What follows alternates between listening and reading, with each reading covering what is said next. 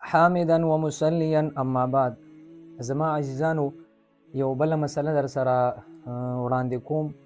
یقینا په دې مسله کې هم ډیر خلک هغه مشوش غونډه کیدي چې آیا دا جایز دي که ناجایز دي.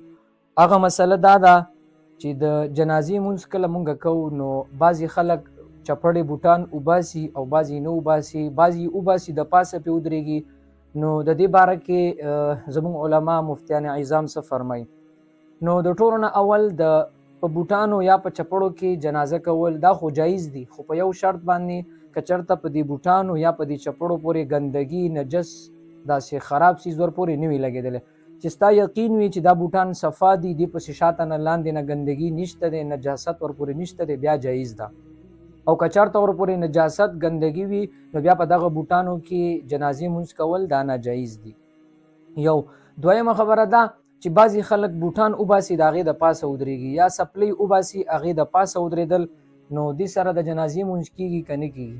نو عزیزانو بهتره خو دا د جنازې مونځ چې کله هم کوئ چې ځای صفا وي نو چپړې وباسي، مکمل خپیا بلخپې ودرېږي، ځکه دا الله تعالی ته یو عبادت دی، او عبادت چې په څومره عاجزۍ سره وي نو دا الله تعالی قبلوي. خو نو دې وجې نه دا لوی عاجزي ده چې بې پیزاره سړی جنازې مونځ وکړي.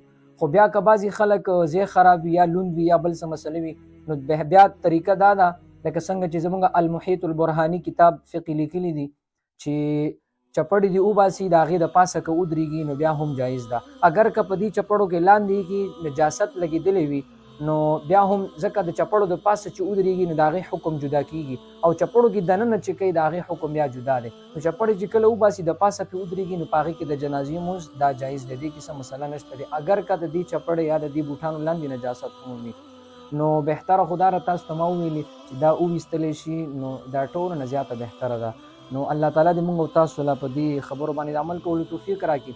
نو عزیزانو تاسو ته ما مخکې ویلي وو چې زموږ دا چینل سبسکرایب هم کړئ چې کوم نوي ملګري وي، او دا شیر هم کړئ چې نورو مسلمانانو ته هم د دین دا خبره ورسي او د هغې هغه د ذهني چې کوم مشوشوالی وي هغه چې ختم شي او ټول مسلمانان پرې عمل وکړي. واخر دعوانا ان الحمد لله رب العالمین.